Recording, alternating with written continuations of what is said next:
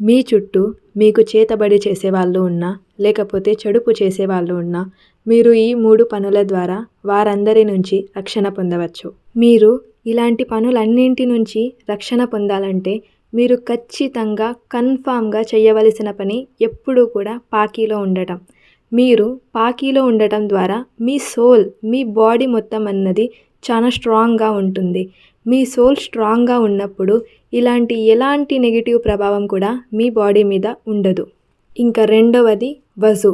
వజు అన్నది మీకు తెలియకుండానే మీకొక రక్షణ కవచం లాంటిది. ఇంకా మూడవది చాలా ముఖ్యమైనది 5 పూటల నమాజ్.